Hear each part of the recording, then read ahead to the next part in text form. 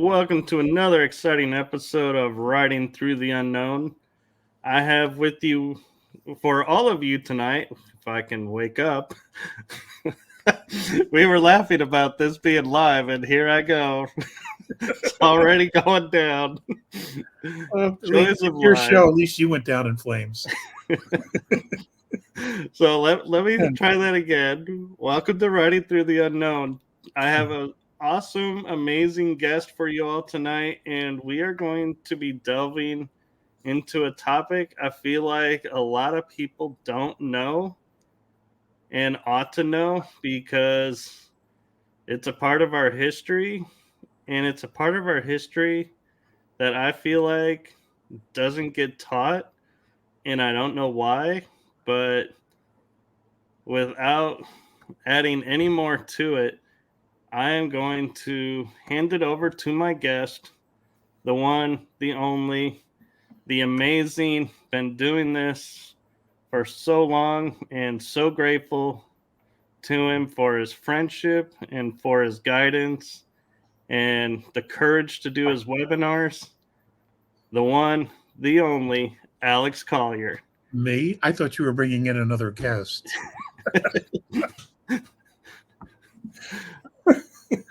I don't think the web could hold another guest with you on. Oh, that's not. Thank you. Hey, your intro was awesome. I wish we had something like that. Well, my cousin did that for me. That was very cool. I liked it a lot.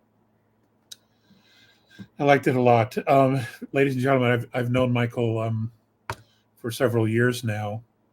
We drove to GSIC 1, and then he rode with me from Richardson, Texas to Orlando and then back. And it was we had some good times, good laughs, and he's an excellent driver, by the way. And his mom and dad or his late father were my best friends. Are my best friends. His mom is still alive, and she's one of my best friends. And so we're family, just so you know. And I'm not sure what we're even going to talk about, but we all know that change is here. We all know, we all can feel it. We can all sense this shift that's occurring, and it's extraordinary, really. And what makes it extraordinary is that we are going to be much deeper, more expanded physical and spiritual beings on this planet. And we will be as we continue to ride it into fourth and then into fifth. And it's really extraordinary to see people begin this process and go through this process, because every single person has a different journey. And the more you get to know them, you can see them, begin this process, and they begin the questioning, and they begin the voluntary introspection. They begin to question everything that they've known, or what they believe, and what they feel, and what they think. And what's extraordinary about that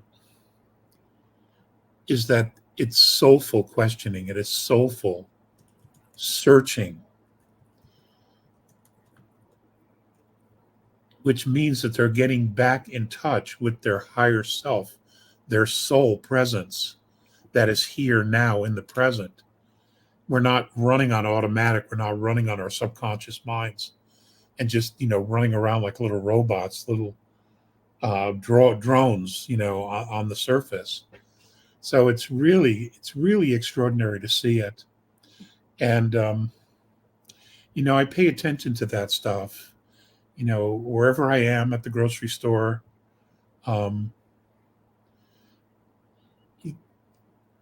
When I move into a grocery store, okay, or auto parts, I will stop at the door and I will just project myself. I want to know what's there, who's there, what does it feel like, what energy comes back to me.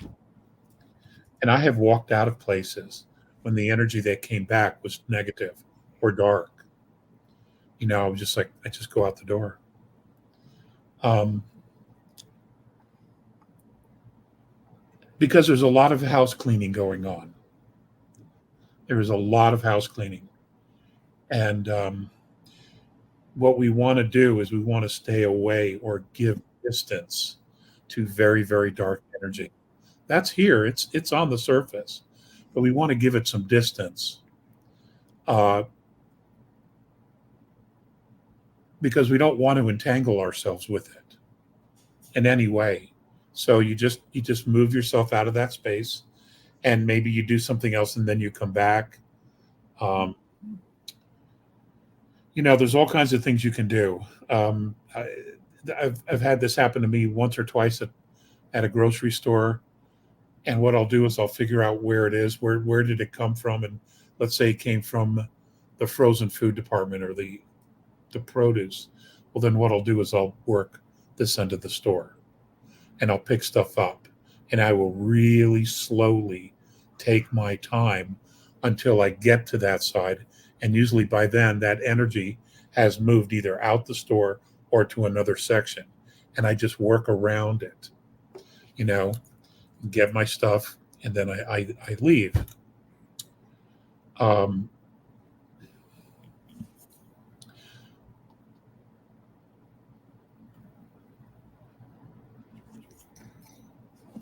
because they're all reacting to the energy. They're all reacting to our energy because we're in the same field. And for those of us who are awake, those of us who are open, we're absorbing the energy, we're absorbing the light. And subtle as it might be, we're all being empowered by spirit to expand ourselves, to understand, and to realize how much more there is of us. And they, on the other side, have got this entire matrix, this program that they're not deserving. They have chosen the dark side, or they've chosen a negative field. And if they can draw energy off of someone, typically in the form of anger, they will do so. Right, because they feed off of that. You don't want to engage in that at all. That's negative field. You don't want to engage with that, and there's a lot of that happening right now. I bring it up because of the issues we have in Colorado with the Venezuelan gangs that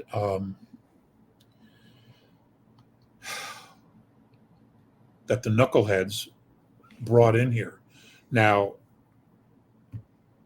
I'm all for legal immigration. I'm all for people genuinely needing a place to live that want to become part of a society. But I'm not in favor of a country taking its absolute worst human beings, putting them on an airplane and saying, "Here you go," and then just cutting them loose. To me, that's just insanity. And there's a lot of that here. And Right, I agree. And it's like, if you're fleeing this country because you don't like how you're being treated there, why do you want to take and go to another country and make that country into what you left? It doesn't make any sense. it's crazy making. That's what it is. It's crazy making. It's exactly right. You want to, you were in prison there for doing what you were doing. Here you get a fresh start in a very different country, a very open country, a country that talks a lot about freedom. And many people actually hold that belief that we are free, that you can move without papers, you can go from job to job if you want, you can go back to school and get college degrees, get better work. You literally can become anything you want. And you choose to be a thug. I mean, it's just like, and the United States is a very, very well armed country. So we won't take this shit for long. That's for sure.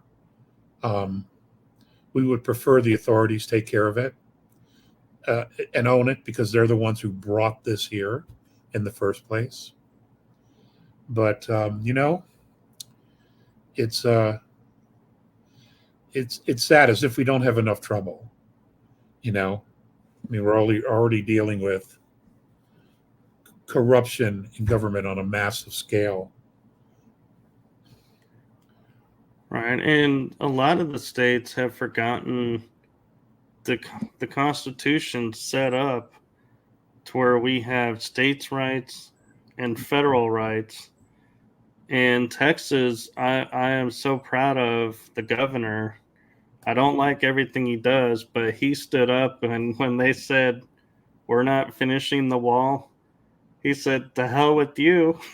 We are finishing the wall. We have that right as a state, and we will secure our border as our state right, and stood up and said no to the government's failed policy. And so I wish a lot of the other border states would remember that they have those rights as well, and follow the lead of Texas and other states that are saying no.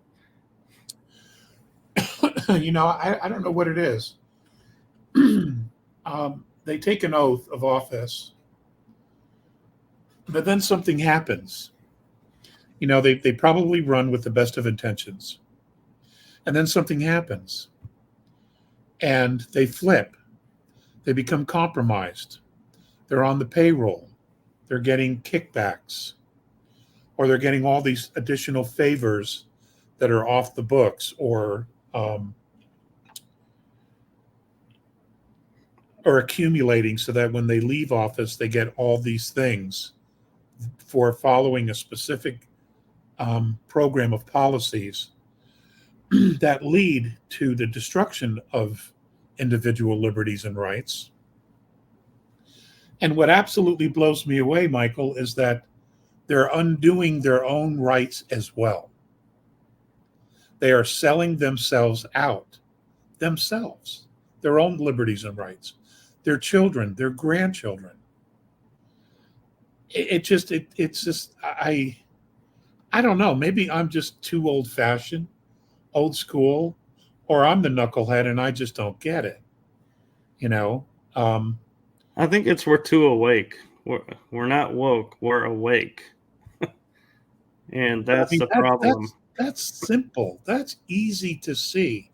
If I do this, I infringe and lessen my own liberties at the same time that I'm trying to hurt everybody else. So why do it? Well, I think it goes back to the old adage I'm sure you heard when growing up, is, the joke of they drank the Kool-Aid. And so we never had the Kool-Aid, so we're like looking at it with fresh eyes, and where everybody that had the Kool-Aid is like, I don't know what you're talking about. Right. That's probably so. It's a very interesting time, not only here in the States, but the whole world. It's it's an extraordinary time. So many things are changing. So many people are questioning. Excuse me. So I don't know where you want to go with this. Well, so in full transparency, we were talking on the phone, and I had mentioned to you how you always light up and love to talk about George Washington and all the stuff about him that nobody knows. And then you were like, oh, and there's a correlation to Abraham Lincoln. And I was like, really? So if you want to start with Washington and share some of the history that you learned of him, because I don't think a lot of people even realize he was British trained, and he wasn't a very good soldier, but when times were tough as a soldier, he was able to pull through. And I think that's where his leadership skill kicked in. Well, he made mistakes. He was young. And his older brother was very accomplished, but he died.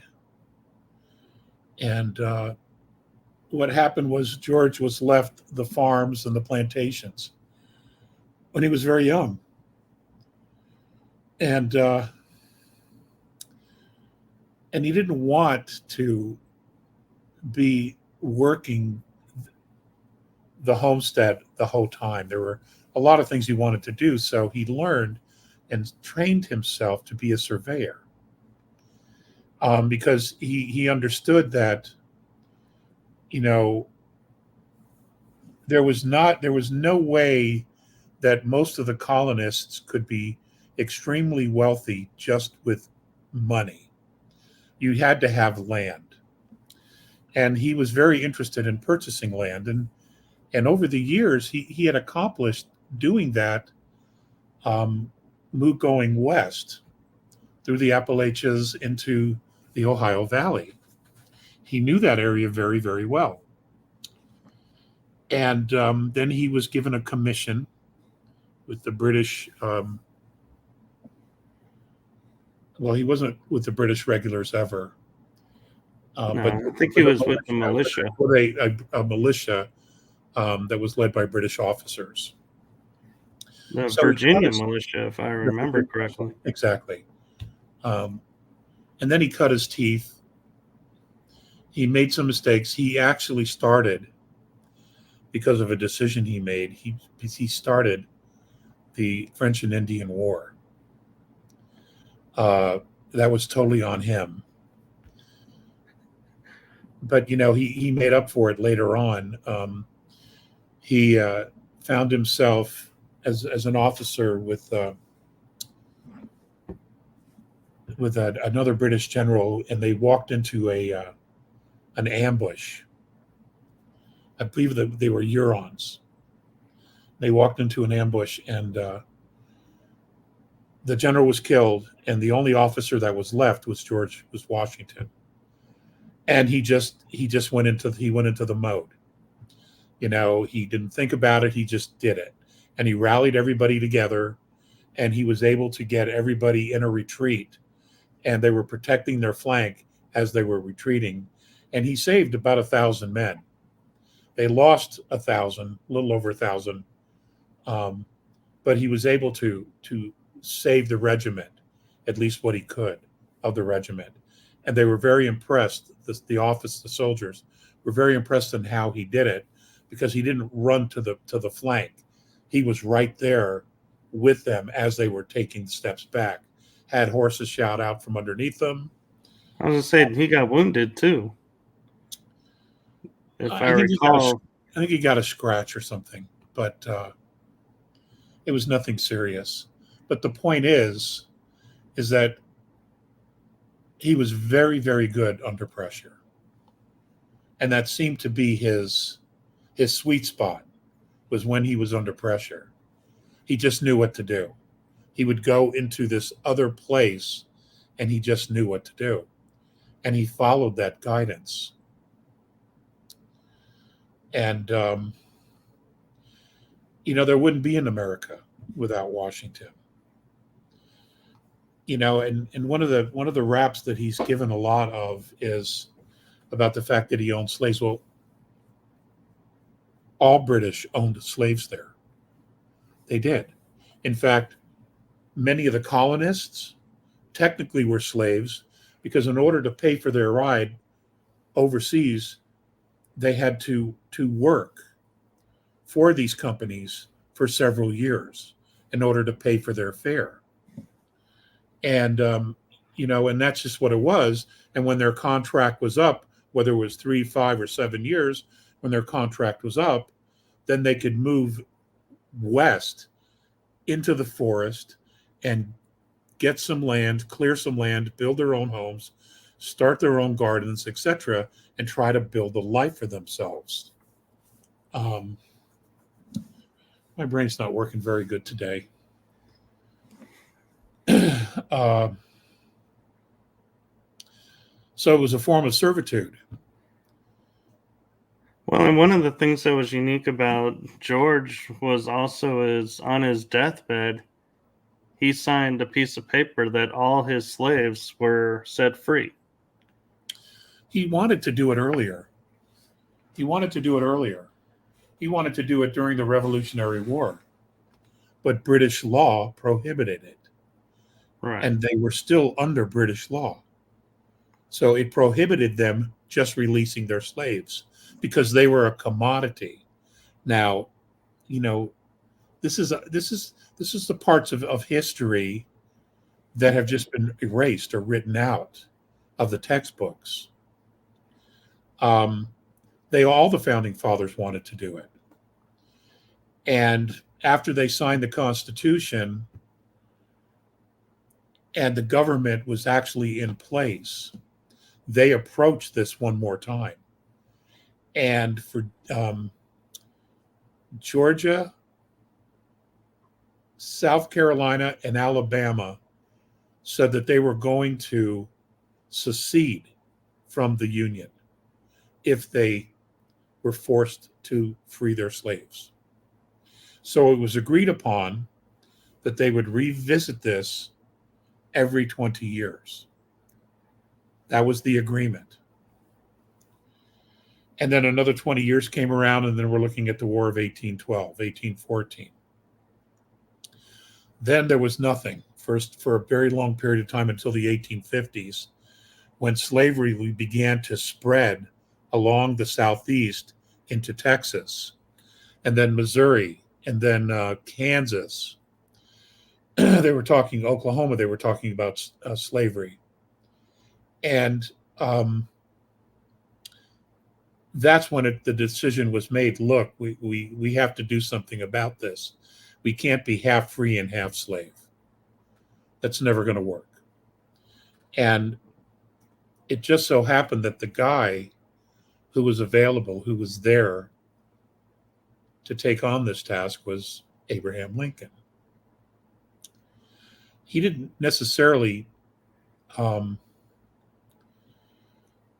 when he was younger, he didn't really much care about the slavery issue, even though he knew a lot of black slaves because he was in Illinois. He would see them on the barges going up and down the Mississippi. He'd see them being sold. He saw them being completely mistreated. And all of that. But when he became president, he realized that this was a much, much bigger issue. That there wasn't going to be a country. Now, and he also realized that the money that was being funneled into the South to expand was British money. It was coming from the Rothschild banks of Britain. So the British were funneling money to the South in order to create this division between the North and the South. And I don't know that the British bankers ever really thought that the North would say, okay, that's it, we're done, we've had enough, and they decided that they were going to stop this. They were going to take an action to end slavery, or at least the expansion of slavery. Well, it turned out that because of all the money involved in owning slaves, that they had to just end slavery. There wasn't going to be a compromise, ever. So, and Lincoln talked a lot about the founding fathers and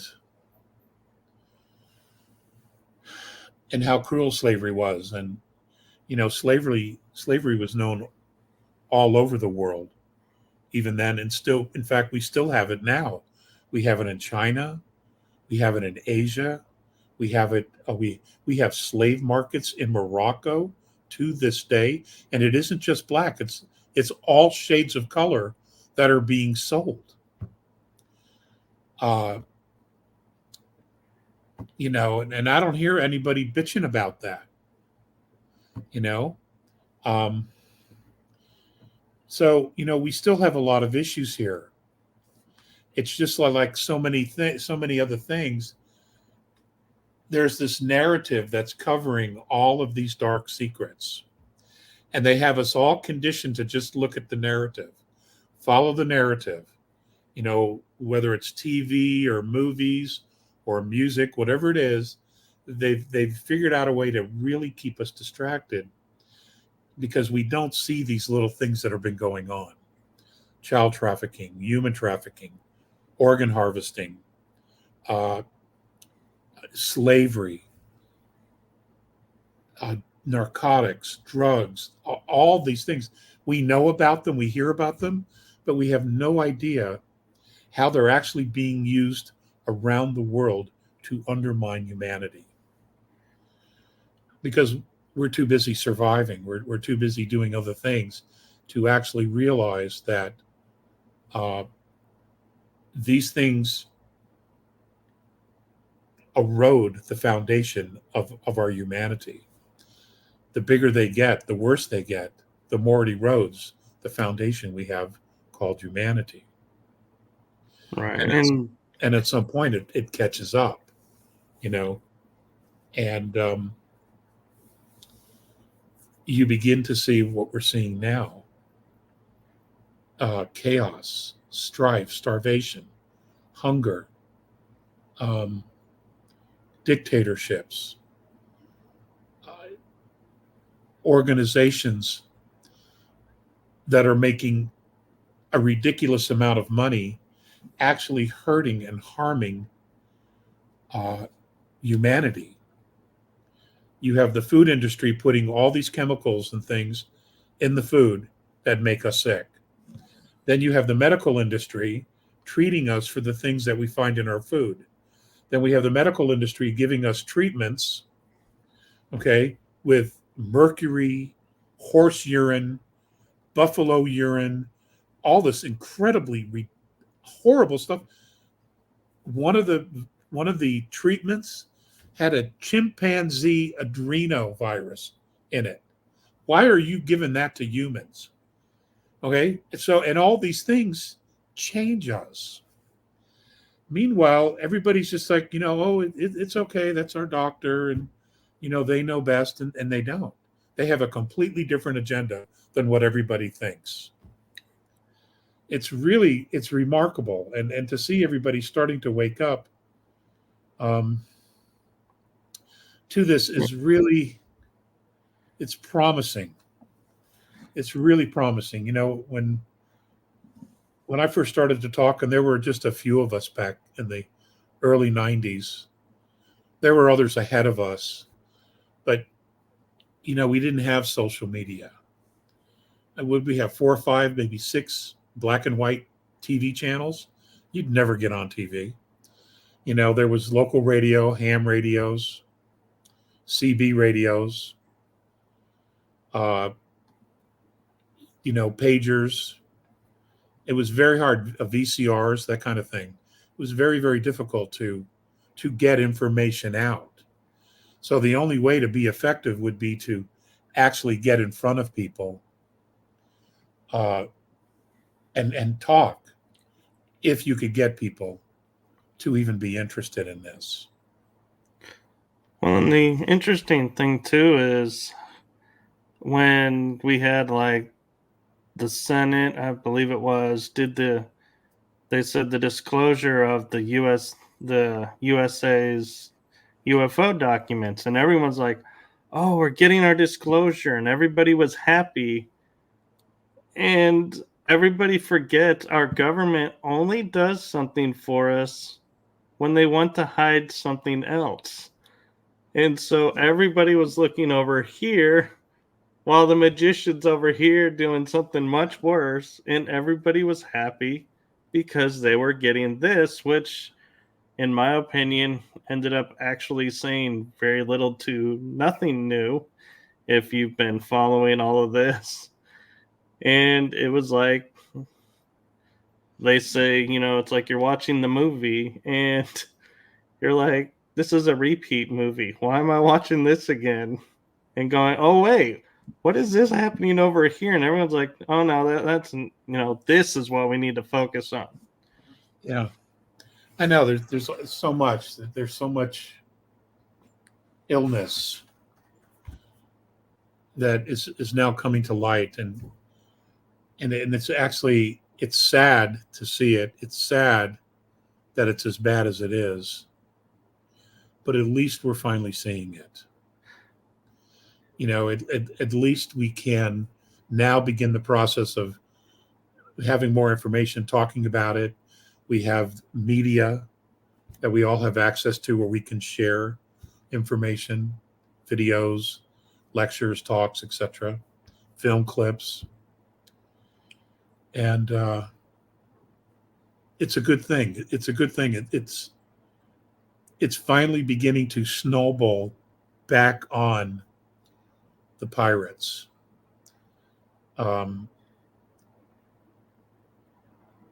The controllers. It's all coming back on them, Right. It's like they gave us this technology just to make us happy. Didn't think we'd actually learn to use it. And now we're using their technology against them. Like, we have now clips of when they say, oh, I never said that. Well, here's your interview right here. That's you, isn't it? Saying this. And it's like, oh, crap, you saved that? It's like, yeah, you made it so it doesn't disappear. So it's always out there. So, yeah, we're paying attention now. But an interesting question I have for you is, during when we claim we got our independence from England in the 1700s, they say it was like 1 to 3% of the population overthrew the empire was involved. Today, it's like we keep hearing we don't have enough people. We got to wake more people up. What percentage do you think we need today? Because if we only needed 1 to 3 back then, and yes, the population was less and it was less territory, but I feel like even if we compared the scales, we should be at a tipping point already. We already are. Yeah, we already are. The population of the colonies at the time of the revolution was anywhere between 2.5 million and I say just over 4 million. That's what it was. And they didn't count the indigenous people, obviously. But that's what it was. And yeah, it was roughly a very small percentage. But that small percentage were true believers. And they devoted themselves to the cause of an independent nation, a constitutional republic.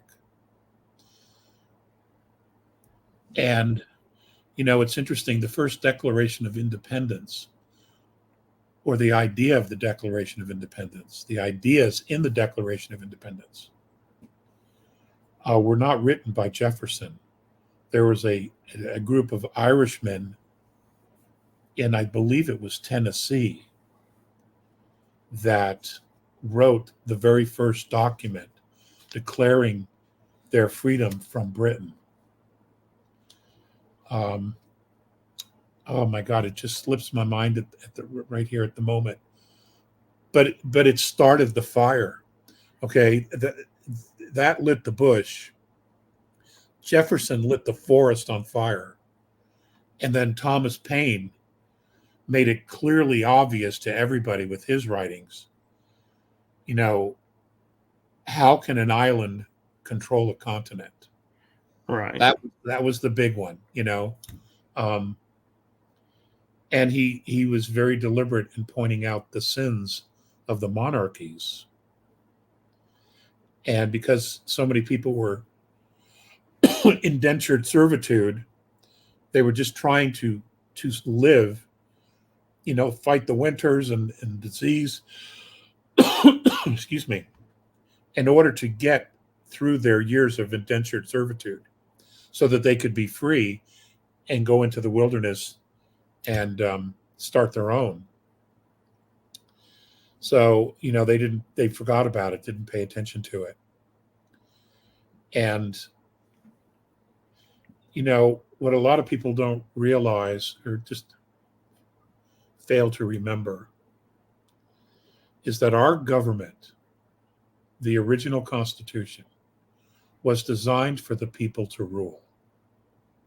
The government was subservient to the will of the people. It's the only one that's ever been like that. That has never happened in human history before.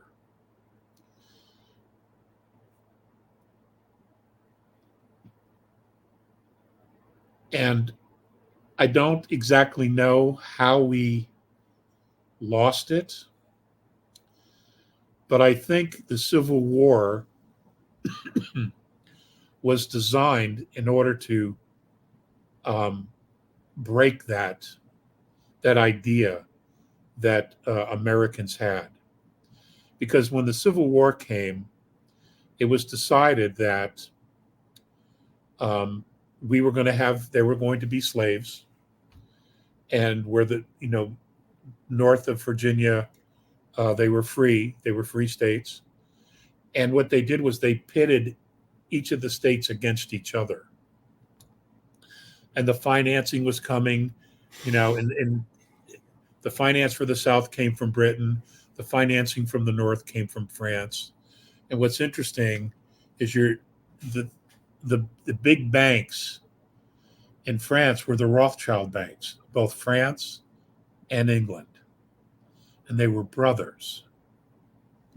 So they were pitching and playing both sides against the middle, knowing that if they could collapse the government, push it into bankruptcy, that they had an opportunity to step in and do something. So, yes, it happened. Yes, 600,000 Americans in basically hand-to-hand combat killed each other. Yes, it took decades and decades and decades to get over that, to get past it, to begin the process of rebuilding. Many positive things did come out of it, though. But America was never the same. It was never the same after the Civil War. And there was no going back to the way it was.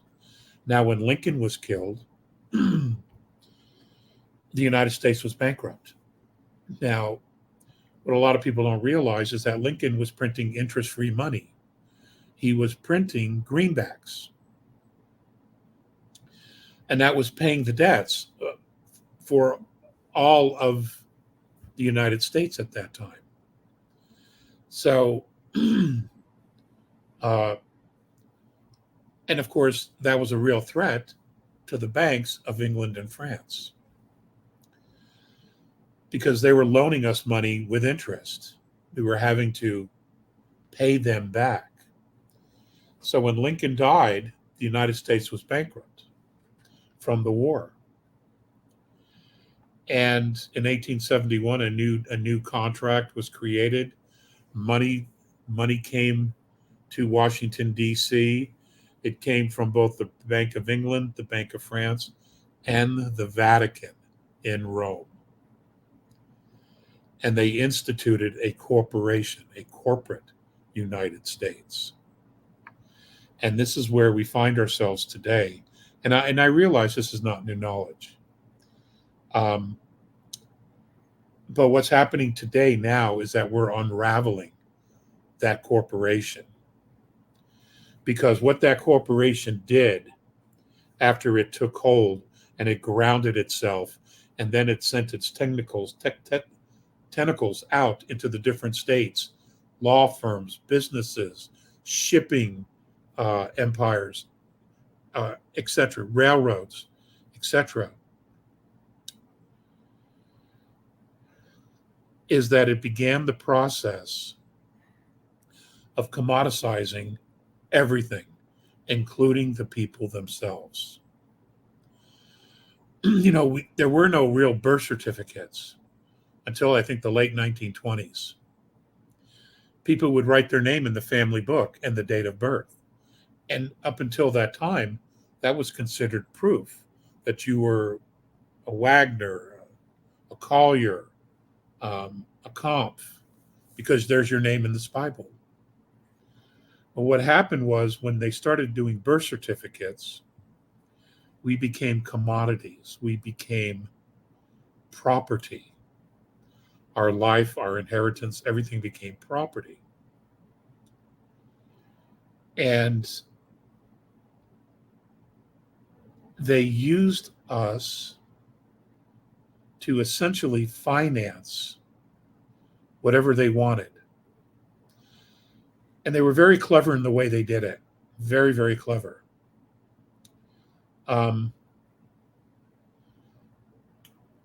Now, what's interesting about that, and I want to move to this just for a minute. I'm still researching cryptos. But there's a lot of talk, a lot of chatter about digitizing everything as a commodity. Our homes, our cars, our motorcycles. They want everything to be registered. And I'm watching this because I'm not exactly sure if people see this. It's like, it's not the same old system because we found out about that. We've discovered that. But now this is a new system that has many possibilities to create a lot of wealth for everyone, end starvation. But at the same time, who ultimately owes those digital commodities? Do we? Does a bank? Does the government? Does the treasury? Does the crown? Who actually owns? See, that's the piece I have not found out yet. Is it Ripple? Is it XRP? Who actually owns those digitized commodities? Right. And when Bitcoin came out, everybody was so quick to get into that. And I stood back and was like, no, something doesn't feel right. And when I was talking to someone about it, they said, yeah, so Bitcoin, you're given this long, excessively long code, and you're supposed to lock that in a safe. And if you ever lose that code, you lose your money. And I was like, what?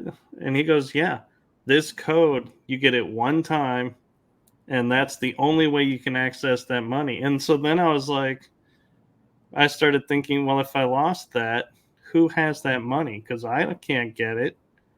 Because there's no way, I think it was like a 40 character at least code. And I'm like, there's no way you could even sit there and go, oh, and accidentally stumble on it and go, that's what it was. And so, yeah, I've always been like, no way, I'm not getting into crypto because I had that worry in the back of my head of that guy that was nice enough to say, if you lose this code, you lose your money. You have no proof it's yours. Yeah. Well, I'm not against crypto per se. I just don't understand how it all works. Right. And how it attaches to the blockchain. There are some real solid reasons for doing it. There are. But we don't know enough about the back end of this entire process. And the people who do know are currently under NDAs. Right. It's like, if you remember the movie Patriot with Mel Gibson, Yeah. where he stands up before they really started the war and he goes, tell me, why should I trade one tyrant For another 3,000 miles away for 1,000 tyrants 1 mile away? And it's like, and I start to think about that when we go into the currency. It's like, we're sitting here going, we have a system where there's an elite group that controls all this. We barely know who's really doing what. And we're going to this system where we don't know. So why should I trade the enemy that I know a little bit about for an enemy I know nothing about and say, yes, I trust you to do this? I don't know. Michael. I have to admit that, even though I have all these questions, I'm extremely optimistic about the change and about the future, because an educated and awake populace cannot be enslaved. We will what'll happen is we will at some point see through, if the system isn't bona fide, if it isn't legit, at some point we will see through it. And because I don't know that we're ever going to go to sleep again after all this is said and done. Right. I just don't see us going back to sleep. I don't see them putting us to sleep. And the A's have said that this would be absolutely the last financial system we would need, that we would be using. So, that's something. That means that we move on to where the real value is us ourselves, and it's recognized by everyone. Right. And one of the things I find funny is everybody goes, we want the Star Trek utopia where there is no currency. And I actually was watching an episode the other day and I was like, wait a minute, there is a currency in Star Trek. The gold press latinum that everybody is wanting. I'm like, that's currency. So when we say, oh, we want the Star Trek future where there's no currency, I'm like, there actually is a currency there. It's not a system where every month we go, okay, here's your paycheck for doing your job on the ship. Thank you. Yeah, it is. It's a crazy system. It is. The ultimate question, the ultimate currency is time, because whatever time we spend that we use, we can never get back. So in my mind, that's always been the ultimate currency, is our time, because, we have a lifespan. And then that's it, that lifespan, whatever we've accomplished, whatever we've left behind, whatever we've done with the time here, at some point it ends, and we can't go back to it. The other is, a very simple idea that was dumped on me, which has kept me up nights for decades, is, why do you have to pay to live on a planet you were born on? I have to say, when you mentioned that, I actually have used that on interviews and saying, when they say, well, what future are you looking for? I'm like, well, let's just look at the fact of we don't go out into space. Like, we're not allowed to go out in mass numbers because we're the only culture that pays to live on the planet we live on willingly. And no star beings, nobody else understands this. And it's like, yeah, I can see why they would be like, yeah, let's put a shield on this planet to keep that there, because we don't need that out here. Let's tuck them away because we don't want to give anybody else the idea, Yeah. Oh my God. But I love when you said that, and I was like, I've used that, and I thank you for that, because yeah, it's a great way of waking people up and going, yes, you realize you're born, you go to work, you die, paying to live on a planet you naturally were born on. You weren't created here, so you don't owe anybody anything. You had a sovereign divine right to be here, and you decided, okay, here's my check to be here. Right. And it's just like, well, who are you paying? Who are we paying? And why are we paying them? You know? And what's interesting is that when you really break it down, the wealth eventually goes to the same people who are creating the wealth out of thin air. And that's these bloodlines, these very specific bloodlines that go back um, to ancient races that were not originally indigenous to the earth. It's really quite fascinating. So we're paying rent. Essentially, humanity is paying rent for being here. Right. You know, so Which it's begs the a good question. gig. I mean, it's a great gig if you can do it. You know, Yeah. and they did. They sold it well. They sold it well. Yeah, I'm wondering, now I got to start to Anybody think, listening? Is anybody listening to this? oh, yeah. Oh my God. Okay. We had no script, folks. We had no script here. We're just winging this more or less. We have, but yeah, we even covered the topics that we said we were going to cover. So, you know, it goes where it goes. And I got to say, what's funny is, we think about now, we can laughingly say, if I'm paying to live on the surface of the earth, is it cheaper to live on inner earth or outer earth? Yeah. And how do I move there? Can I upgrade my accommodations? You know, what will that cost me? Oh my God. So, It's nuts. yeah, yes, Libby, this show airs. Actually, today is a Wednesday night, so it is 3 Wednesdays a month. So stay tuned for that. But Thank yeah, I you mean, for still staying on.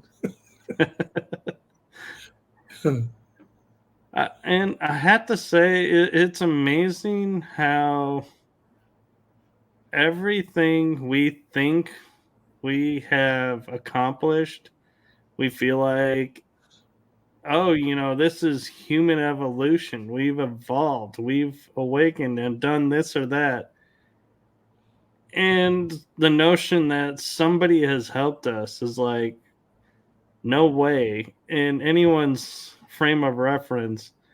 And I'm like, you look at the art, you look at structures around this planet that we can't build today that are present.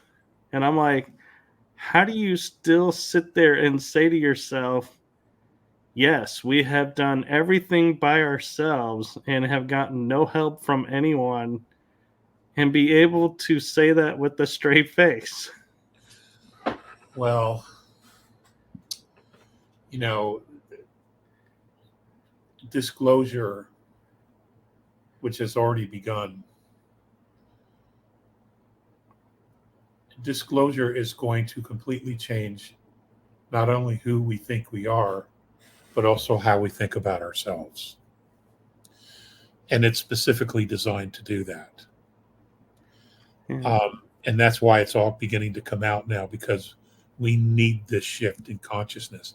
We need to see ourselves in a different way. We haven't had an open or very visible point of reference regarding ourselves, who we are, or how others see us. We haven't had that. Right. Um, and this will begin to get us to begin, this will get us to ask all the right questions about our past, about who we are, our genetics. Why do we have so many different races? Why are there so many different body types? If we came from the same couple as we've been spoon fed, all right? None of that makes sense. Um, and what we'll find out is that we're the eighth civilization to inhabit this planet. We're the eighth. There were previous civilizations before us, and a lot of the ruins are those previous civilizations. In some cases, they were more advanced than we were today. And as advanced as we are today, we can't move these stones, 60-ton, 80-ton, 100-ton stones that are Right. the foundational pieces of pyramids. We can't lift them up to stack them either. We cannot replicate some of this ancient technology that we find. Um, and more and more, there's an entire huge area of Antarctica that's all pyramids. Now, there's no way the Hebrews went down there and built those for the Pharaoh. We have the Black Pyramid in Alaska. Have any of you looked that one up? The Black Pyramid of Alaska? There's no way the Hebrews built that for the Egyptians. Okay? And there's pyramids all over the Pyramid of the Sun in Bosnia. Nobody wants to talk about that. That's bigger than Giza, you know? Right. And it's actually still working. It's pumping out frequency, which is absolutely measurable. And the dates on that is 12, 13,000. Could be higher, could be lower. It's definitely older. So, in trying to get any information about the pyramid in Alaska or even Antarctica right now is like next to impossible.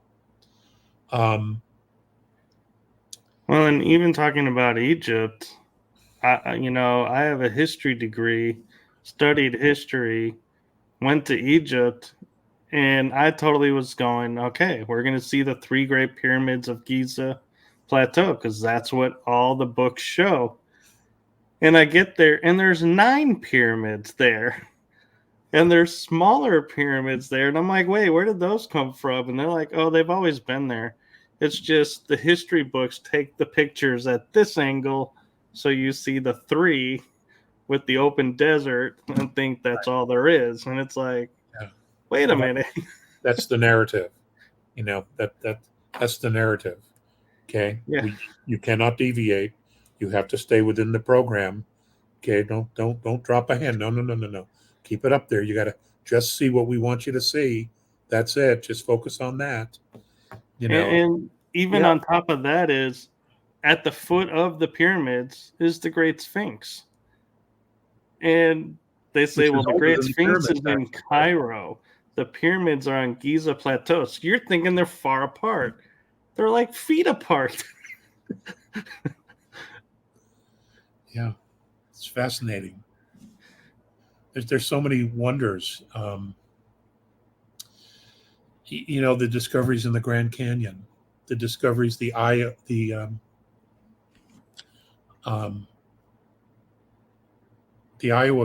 no, what is it called? The Davenport calendar, or the Davenport stone, which records an event that happened in 26 BC in the area we now know as Davenport, Iowa. And it was Libyans,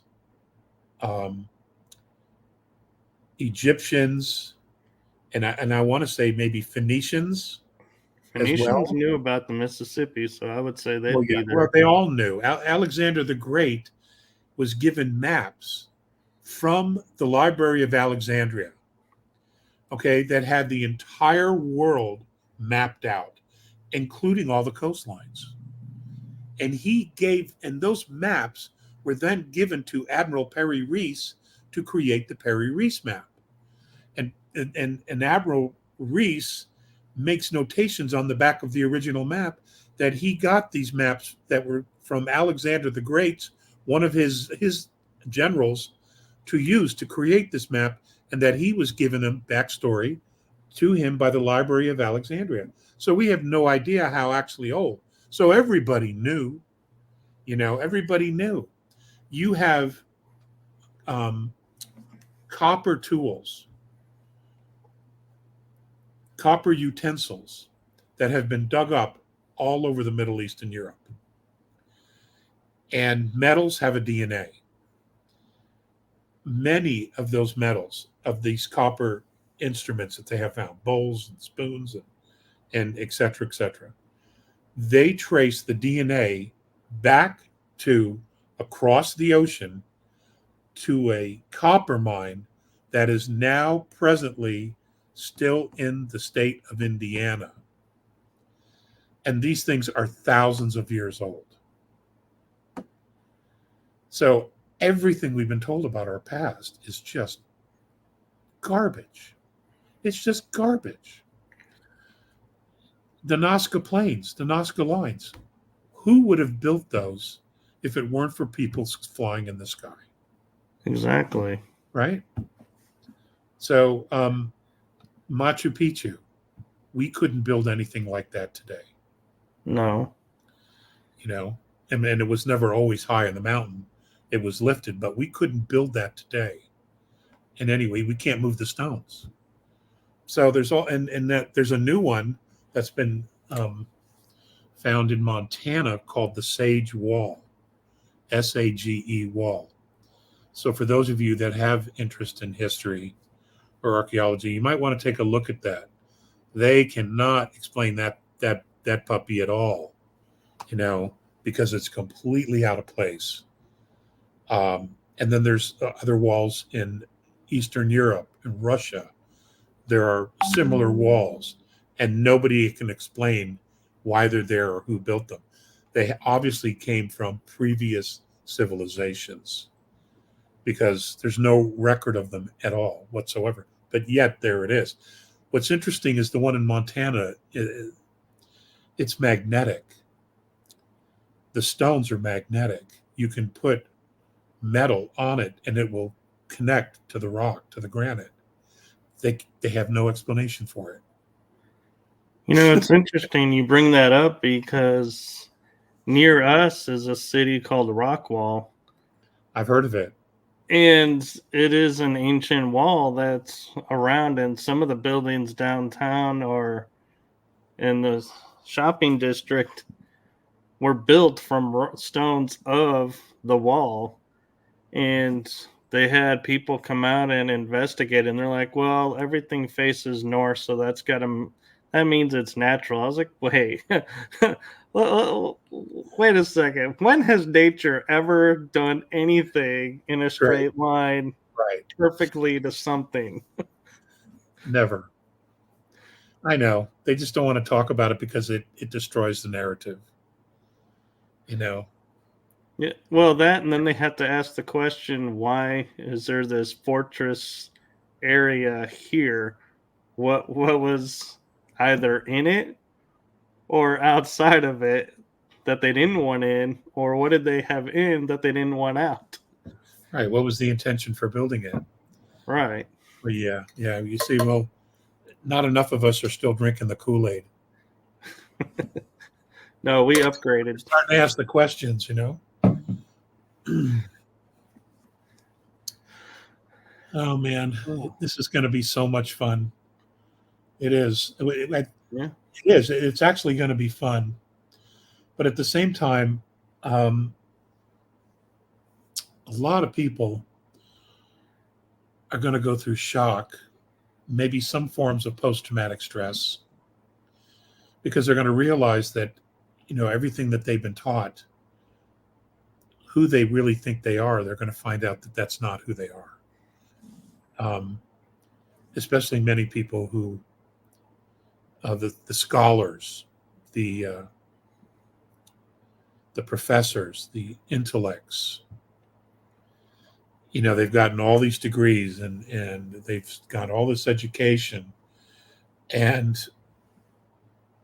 what they're going to find out is that pretty much all the years they dedicated to the schooling and the studying and getting these degrees and everything that they've been teaching everyone else, a significant percentage of it is just wrong. It's just wrong. Right. And Edward brought up a thing about having history hidden to control us, along with having our DNA turned off. And it reminded me that they're now saying, like, we have I think is it 12 strands of DNA, but we're only a double helix system. There's junk DNA, they call it. And people are okay with that. I'm like, wait a minute. You're telling me God's built us these highly advanced machines and just randomly decided, oh, well, we only need 2 strands, but we'll put 12 in just in case. And everyone's like, I agree. That explains it. It's junk DNA. I'm like, no, there is Okay, no well, junk in us. that's what happened was as they were manufacturing our physical form, creating our physical form, whatever hit the floor, they swept up, you know, and then they didn't know what to do with it. There was no trash can, so they're like, well, let's just put it in here, and they just Yeah, dumped it into the mix. You know, I know it sounds crazy, doesn't it? it So does. And it's even more crazy to me that people bought it and were like, okay, and never questioned any more of why we have 10 more strands of DNA in our system. I don't know. Just sounds to me like we were over engineered. I know. And that's the other thing about the medical field is you're like, well, one kidney's failed. You only need one. I'm like, why were we born with two if we only need one? It's like, I don't think we have redundancy systems built into us. So stop taking things out and saying we don't need them because I have a feeling we do. It's about money. It's about harvesting. You know, I don't even want to go down there. That road is so dark. Oh, yeah. The medical, what's happening. I mean, there's a lot of really great doctors, wonderful nurses, trauma surgeons, emergency room doctors are the best there is. It's but when you get past that, it gets very sketchy. Sadly, it can get very, very sketchy.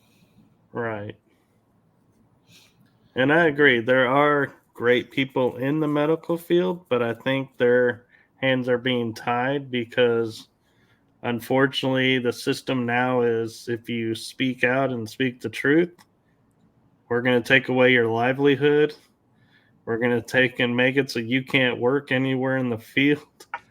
And that keeps people toting the line because they're too afraid to live without those means. Right, but we also are supposed to have free speech, right? Right. Right. So, why do we walk around saying we have free speech when telling the truth can get your job? You can get fired from your job. You can be punished for telling the truth if we still have free speech. There's all these contradictions. They're all over the place. And I just don't understand why people haven't put it all together yet. And come to a conclusion that the powers that be are completely full of shit. And the worst part too is our regimes that lead us will always say, well, anything you don't like that we're doing is our predecessor's fault. They did that. So it's like nobody takes responsibility in our government for anything. They always blame the other person and they're like, wait a minute, this doesn't add up. But they're like, the second you say that, it's nope, you've lost your show or you've lost your business. You're done. You're pushed away. You're labeled a nut. And they're like, okay, next person. But it's interesting to note, though, Michael, that the government is made up of us, the people. It's made up of us, the people. We've become complacent. We've allowed this to happen. Yeah. We've we've abdicated the management of our government to professional politicians who are clearly only in it for the money. Right. And it amazes me how many educated people and people I hear all the time spouting America is the great democracy. America is the only true democracy in the world. And I'm like, America is a constitutional republic. We're not a democracy. So Yeah. where did you get this education? And people feel, and it's like, Well, hey, that's all been done on purpose. You change the language. This is where George Orwell's books are so important. What is it? Animal Farm? Animal Farm, 1984. Yep. What was who wrote that? Upton Sinclair. Um, Animal Farm. I think it was Anyway, Upton Sinclair. okay. In that story, it talks about how the pigs changed the meanings of all the words, and during the process, all the farm animals do the same thing, and then in the end, they have completely forgotten who they were because all the language has been completely changed. They can't even describe what they were, who they were, what life was like, because everything has changed, all the definitions. And whoever that gentleman was, um, he was definitely trying to let us know what was going on. And but a lot of us missed it. Um, but there's it's just remarkable. But we it, this if anybody's going to have to take responsibility for it at this point, um, in order to fix it, it's going to have to be we the people. Because if we don't take responsibility for it, it'll never change. Right. You know, And I think it they doesn't mean tried. it doesn't mean we take responsibility for the crimes and the genocide or that. That's not what I'm saying. But we have to take responsibility for the problem now, because now we have to fix it, or it's over. Right.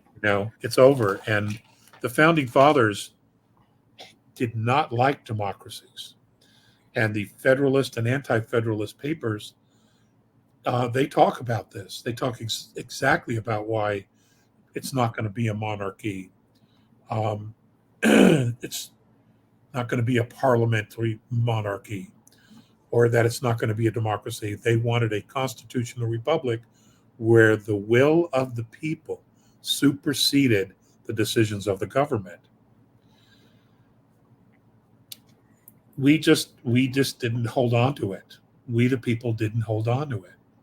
Right. And I feel like they were warning us too, because when I was watching National Treasure, and there he's reading the Declaration, and he talks about how it is not the right, but it's the duty of every citizen when the government starts to take over and rule for itself, to stand up and overthrow said government, because that is not our system. And they even commented that this nobody talks like this, nobody even really pays attention to what that means. Well, the actual language was throw off that government. Right. Didn't say, it was throw off, which basically meant the same thing. Um, and of course, Benjamin Franklin's famous quote, Mr. Franklin, after everybody agreed on the Constitution, Mr. Franklin, what kind of government do we have? And he said, a constitutional republic, madam, if you can keep it. And we didn't. I don't think we knew enough about it. I also think that because we were spread out so far, that it would take so long for information to be shared and to spread. I think we were undermined almost from the get-go.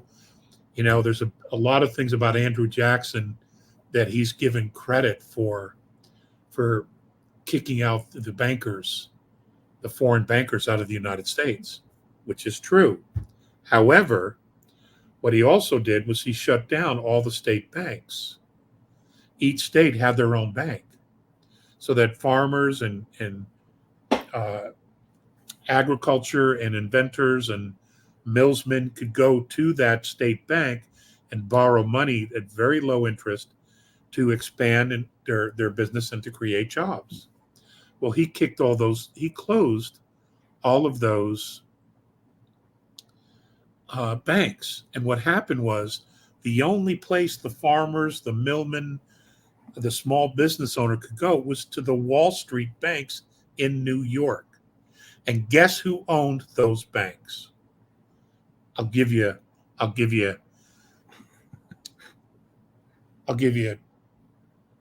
three guesses, and we won't count the first two. Who owned those banks? I have a feeling it starts with an R and ends with a D. They were owned by Europeans. That's where Yeah. all the money was. It was the Europeans. Because we were a brand new country. And we were still working out the money. We were still trying to pay off debts from the Revolutionary War. So, and expand. So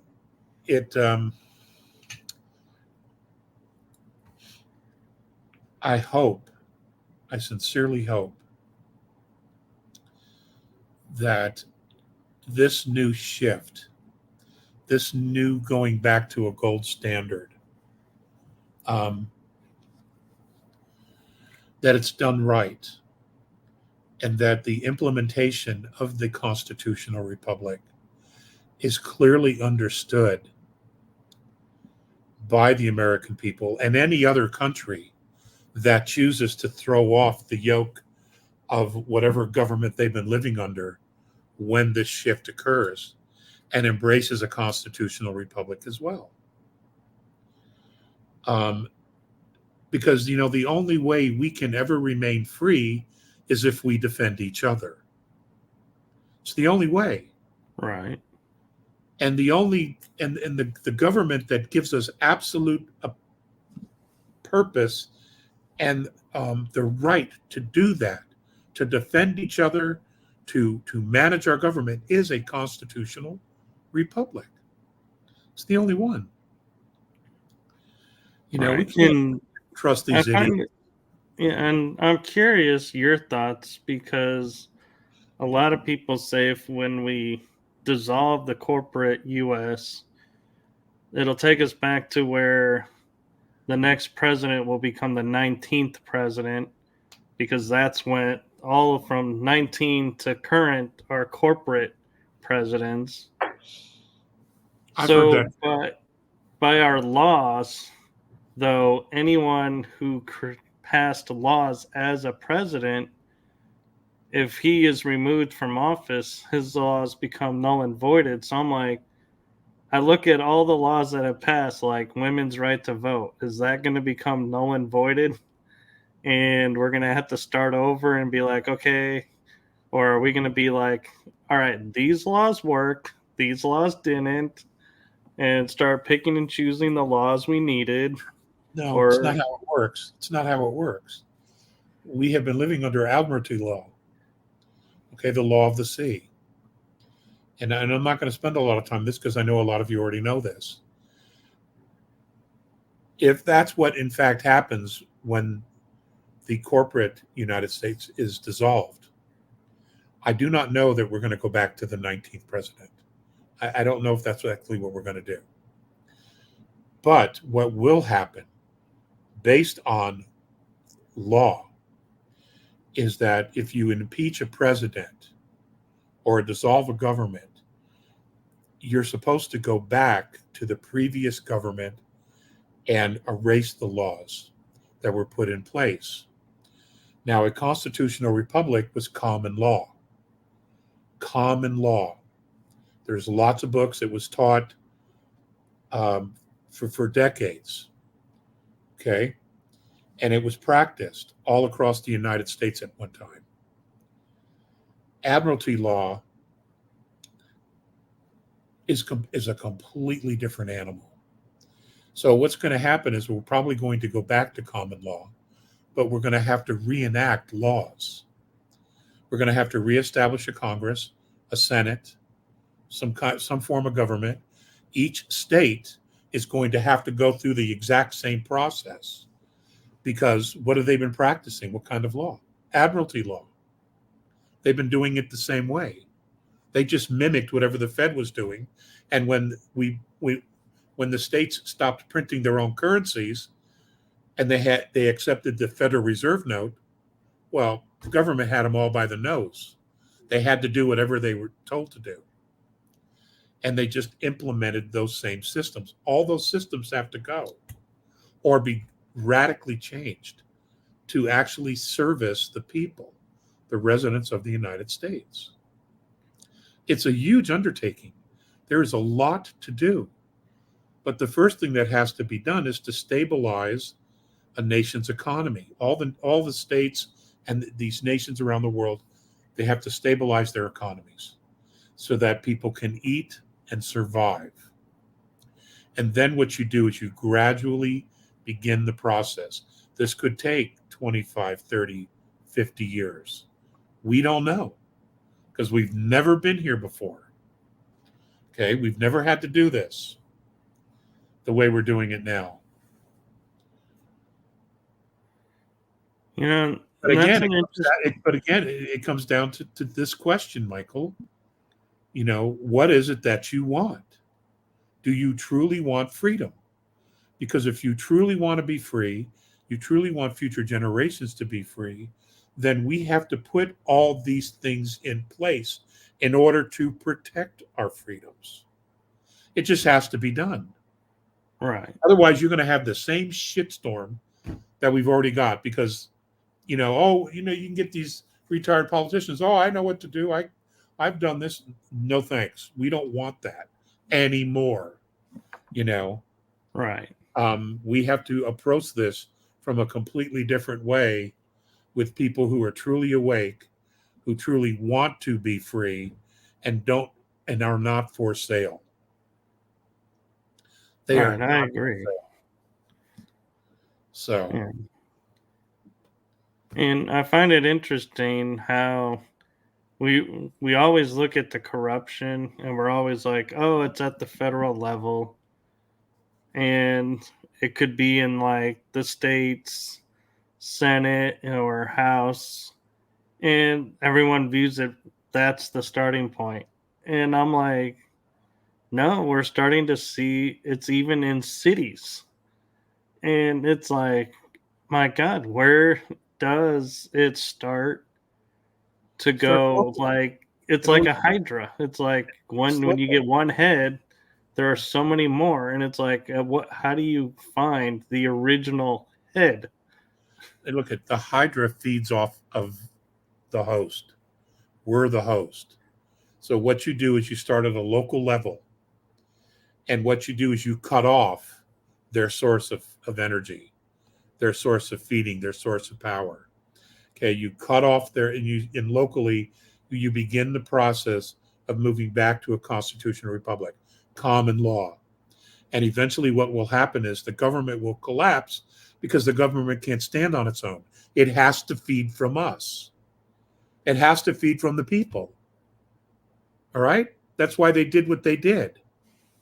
We're the government. We make up the government. There is no government without people in it. It's just a name. Right. So. And I'm kind of curious your take on, because I remember reading that the government seized the Federal Reserve and changed it from .com or .org to a .gov system. But then we hear, oh no, the Federal Reserve is still independent. So did we in fact take over the reserve and bring it into the government, or is it still independent? Okay. The original government was formed creating branches of government. Each one was supposed to act independently. The Justice Department, the executive branch, the military branch, Treasury, they were all meant to act independently. the United States Treasury had stipulations in the original Federal Reserve contract. The Fed, the Federal Reserve, failed on some of those stipulations. And very, very quietly, the process began of implementing and absorbing the Federal Reserve into the United States Treasury. Now, it's still a corporation that'll be dissolved, but what they needed to do was to absorb it so that we knew where all the money went, where all the accounts are. Okay, we needed to know what the real number was. What are the assets that the Fed has? What assets did it have and it's sold? Where are those assets now today? Okay, so that when you roll this whole thing back, everything that's been stolen from the United States will come back to the United States. And the Fed was the mother of all of that. Okay, the Fed was the mother of that because everything was collateral, including us, to the Fed. Okay. Okay. I'd love to talk more about this, but we are actually approaching an hour and a half. Yeah, I'm ready to go to bed. Yeah, and I'm sure Merlin's wanting attention. Well, yeah, he's breaking wind. So, real quick, what is coming up for Alex Collier? And do you want to promote your webinars? I have a webinar this Friday. We do one every Friday. We do have a special one coming up, though. That's going to be October 15th. And you guys are hearing it first. I'm going to be interviewing David Icke on October 15th, which is a Tuesday, because that's the only time slot he has available. And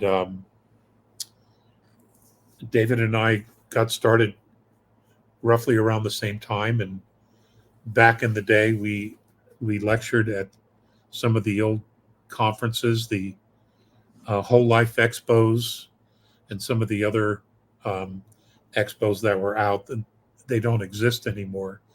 But we both cut our teeth there, and we've sat on some panels together back in the day, in the 90s. So this will be fun, not so much to reminisce, but to share notes and have a really good chin waggle about everything that's going on today. So, and he's a fascinating man. He has done so much to contribute to the awakening of not only Europe, but United States as well. Hell, he was so good he got banned from Canada. My hat's off to you, David. I know that's hard to do. So anyway, so that's October 15th. Hopefully y'all can make it. We'd love to see you there. Anyway, so that's what we have, and we have George Lewis coming up as well, and working on some other folks too. So it's a process, and we're all in this together, ladies and gentlemen. We are, and we all have to look out for each other. Whether we know each other or not, we still have to look out for each other. Because we've nearly lost our country, we've nearly lost our civilization, and we nearly lost our lives because these guys, these beings who chose to write laws like Agenda 21, Agenda 2030, Agenda 2050, where they literally were going to genocide 95% of the planet. That's us. We just don't let that go. We just never, ever let that go. So we have no choice but to defend each other and watch out for each other. because these people are certifiably crazy. So, Michael, thank you so much for having me on your show again, and I hope I don't hurt your ratings. Oh, actually, I've been watching, and You I don't, know you often you don't need wonder, to, and you don't need to go there. no, And I get a lot of compliments for you. A oh, lot of people enjoy hearing you talk. I must be the only one who doesn't.